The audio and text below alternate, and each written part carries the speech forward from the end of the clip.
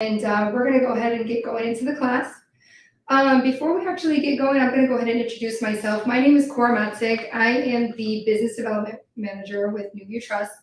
So where you find me most of the time is actually out and about at events, attending conferences, and really just trying to get the word out for exactly what we do and develop new relationships with new clients and assist them in their new journey with self-direction, right? So like I said, you mostly find me out at events, so you're probably wondering, how did you start getting into the speaking role? Well, I actually had the opportunity when they were talking about this particular topic on private lending out of your self-directed IRA. And it is something that I'm passionate about because it is actually how I got my start with Newview Trust and self-direction. So I jumped at the opportunity to be able to present on this topic. So we'll go ahead and get started. So before we actually get into the content of it, I just want to say a quick disclaimer. I am not a CPA. I am not an attorney. So each one of your individual situations are unique to you from anyone else. So there are going to be more questions as we get more in depth with content and different avenues of how you can self-direct. So I always recommend you with those questions, take those questions to your CPA, take those questions to your attorney because they know more information about your financial status.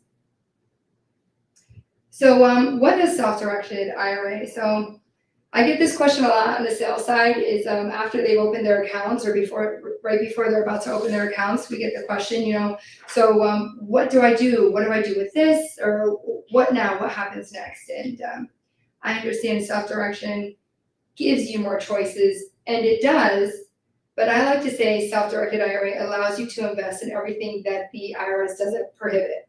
And the IRS prohibits very, very few things. So we won't get too deep into the woods with self-directed IRA, but I will encourage you, if you do want to know more specifics on that particular topic, I would encourage you to go to newviewtrust.com, and you can find all of our different topics, such as what you can and can't do.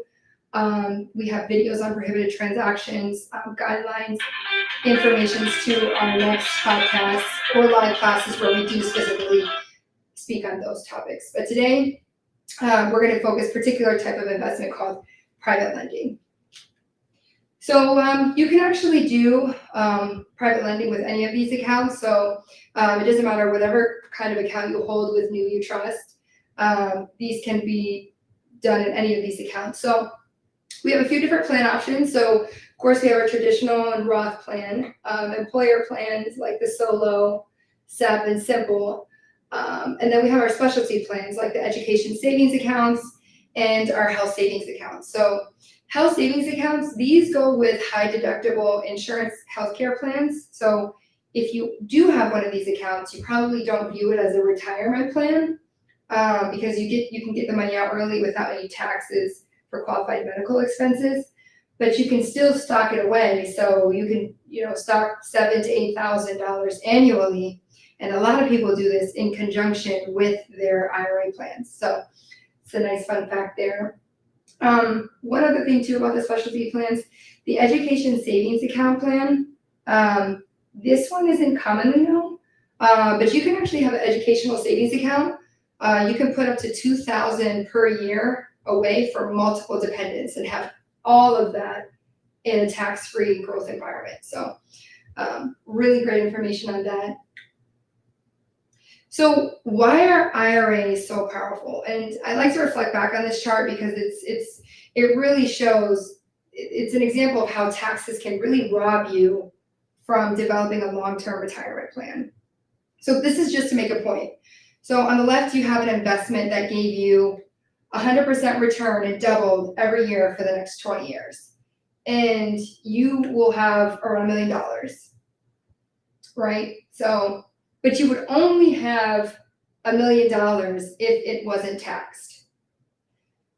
But what if 25% of that was taken away?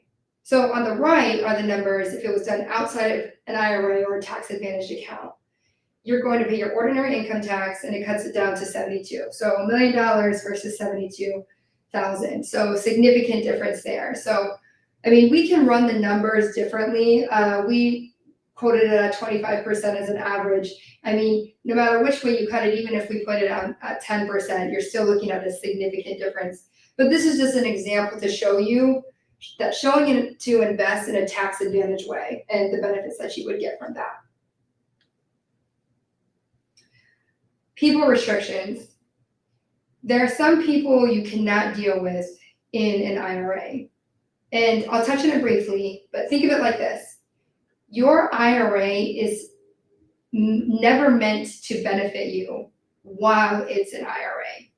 So you cannot benefit from it, such as an example would be buying a property on a beach and go stay in it for a couple days and then put it up for rent for a couple days, which a lot of us ideally would like to do. But that's just not possible. So here's what you can't do. You can't get a beneficial use out of it. We understand that. But you also aren't allowed to go in, swing a hammer and rehab the kitchen of the IRA owned real estate because you're making a non-cash contribution. But you know what isn't prohibited is the number one thing you can do for any property, and that is there's no banning the use of your own creative mind. You can figure out, for example, let's say you did need that kitchen rehabs. You can go and find a contractor, utilize your IRA to pay for that contractor at the expense that you both have agreed on, and that contractor can then go in and rehab your IRA owns rental property for you for the least amount of money, right? So you also can't start a business and fund it with your IRA. So these are just some brief overviews of what you can do. But I will say this, so being in this industry and being around people who've maybe experienced hardships before with getting information, there are people out there who are willing to take your money and teach you to do something that very much puts you in the gray area. And with these educational platforms that we offer, we do our best to show our clients and show people it's very black and white. There's no need to be in a gray area. And that's another reasoning why I actually push back to say, get that extra verification from your CPA, get that extra verification from your attorney in combination with our educational resources. You'd be set to go and you'd have the confidence to be able to conduct and utilize your self-directed IRA account. So investment choices. So lots and lots of things can be held in IRAs, and some creative stuff. I've seen a lot of creative things since I've been with NewView and in this industry. I'm not going to get too deep in the other aspects of it because, again, we're focusing on private lending. But this is the list here that you can review. But probably 50% of our thousands of clients are invested in one type of real estate. And I actually view lending about 80% of that real estate base too, because real estate tends to be the security instrument for that property. So really good options here. A whole lot more that you could do actually with your IRA, but these are the most common ones that we see on a day-to-day basis.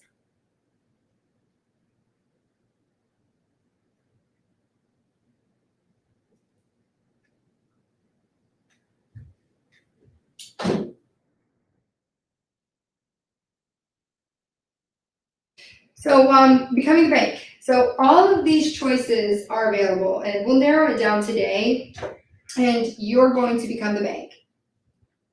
When you hear about private lending, initially you might think, that sounds difficult, that sounds complicated, risky. And right now, as I'm speaking today, mortgage percentages are around 5.5% to 6%. And you hear those numbers and you're probably thinking, if I'm going to lend my money, I wouldn't want to lend it at 5.5%, 6%. That doesn't really sound justified for me. I personally would want more than that. So the beauty of it is you actually get to choose the terms. So on the private side, people are willing to pay more from a private lender. And here's some of the reasonings why, or what you commonly see is sometimes banks might not be their only avenue of getting funds. In fact, it might not even be their option at all. Maybe they're overexposed, maybe they're buying lots of real estate investment properties. And when you get into a certain level of investment properties, the bank will come and say to you, we'll lend to you, but we're gonna have to start using commercial loans or commercial rules. And just because you own way too many properties or single family homes. So we're gonna have to give you other rates. And having those commercial rules, this means that the bank would get to reprice those rates every 5 years. So banks make those rules, but you can make your own rules too. You become the bank, you become the underwriter, you create the terms. So benefits to the IRA owner. Something that you may not know is your IRA can take on debt as well as provide debt for people that are buying homes. So an example would be if I have an IRA that only has 30 or 40% of the amount that I need to purchase a property, other IRA people can lend my IRA money according to the terms that both parties agree on. So, example, if I'm purchasing a property or I'm looking into a property and my IRA doesn't have enough funds, I can partner up with other IRA funds, and we can create our terms and conditions at that point and successfully close on a property, assuming that we both agree on these terms. So, now, yes. How would you meet other people that have IRAs that will lend money to your IRA? Yeah, so actually, we'll get to that too, because it is a common question that we see a lot. Where do we find these private lenders, or who would be willing to give us those funds? And I will say this: there are many platforms, be online or expos, where you can meet private lenders, or just within conversation. So anyone who's holding a self-directed IRA account and have those assets in that account, they could private lend. So it's just about creating that opportunity for that conversation, or seeking out those opportunities for meetings of other private lenders as well too. So if I'm going to be lending the money to you, let's say, I can create my own terms. So you can take the terms, or you can try to negotiate those terms with me, or you can go seek another lender if you don't like the terms that I've implemented. But essentially, it's my money, it's my retirement. I want to create the rules that I like, and it's up to the other party if they want to take on those rules or not. So that's the benefit of becoming the bank and creating the rules that you would like. So I would also say this too: if you are looking to start private lending, there's a few things that I would encourage you to think about. Is first off, you have to love the security that you have set when you are private lending to these other parties. So and another thing to look at too is the integrity of that person who is needing those funds, because it is such a hassle if you've created these terms, or going into having to go after the collateral. It's if you're just constantly seeking out getting the collateral from the loans that you've created, you're not in the business then of lending, you're actually in the business of foreclosing, and that takes away from the whole idea of the ease of private lending. So collateral is really something to secure the loan and put it in loan documents. And a lot of the times it's kind of like out of a mortgage. So in the state of Florida, if you own a property, the property is subject to a lien until it's being paid off. So once again, my recommendation is to always have these a way to secure it and get those loans secured. So foreclosure, what would be the worst case scenario? And it's not having any collateral to secure the loan that you've set up, and going through the hassles and the motions of trying to recoup the funds that you've either lost or you're hoping to gain back. So something to really consider. Best case scenario is you've already implemented and set the tone of what would happen if the borrower has failed to pay you, and make it easier on yourself. Secure that collateral. My biggest recommendation is to get it secured in various different ways that you can. So collateral, other avenues, speaking with your attorney, things like that, or make sure that you know your needs so that you're not in the worst case scenario of a foreclosure if you are looking to lend for property. So what could be a collateral? It could be vehicles, it could be the real estate property. I mean, it could be anything that's going to hold value to justify what you have lent to this person. So things to consider. Don't loan if you wouldn't want to own. So ties back to, if you are going to be loaning for real estate property, ensure that and think about it like this, if they were to foreclose and not pay you, you had to go through the motions of that, is that a property that you would want to own? Would you want to take on that responsibility? And paying for repairs after they've done and inspected. So I've seen a few scenarios where people have paid and put a down payment down to start the repairs, and they either never get finished or it never happens. So make sure that you've done your due diligence, getting those repairs that this person has completed, inspected, and verified. That way you know that the funds are going to a justified place. So again, do not loan unless you're willing to foreclose. So biggest thing to take away there. So if the loan goes into default, act now, act immediately. Again, having those steps in place with your attorney and other avenues of collateral are really important to think about. And make sure you're collecting your interest monthly. If you're unsure about a loan, hire a professional. It's better to be safe than sorry, is my always phrase. Make sure that you know what you're getting into. Make sure the other party knows what they're getting into. I created, with my attorney, we set up a contract with it, and we had all the steps in place to ensure that we all had an understanding of what we were getting ourselves into. So getting title insurance for your loan as well too. Big factor. Verify that hazard and, if necessary, flood insurance is in place. Naming the lender as the insured. Insist on evidence that property taxes are paid whenever they become due.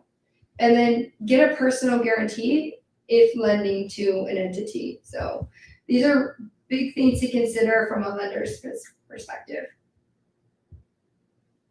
So some of the takeaways from this presentation today. So IRAs can lend money. So it's just another avenue that you can utilize your self-directed IRA for. Really, really great things that you can come out of that. So all interest goes back into the IRA.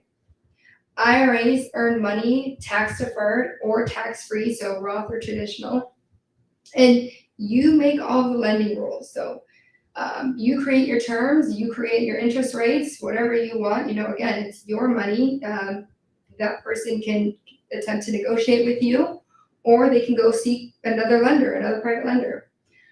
You must lend at an arm's length. So when I was first starting out, I didn't get into anything that I didn't either understand or wasn't going to be above my head. So return of principal is always more important than return on principal. And then take control of your financial future. So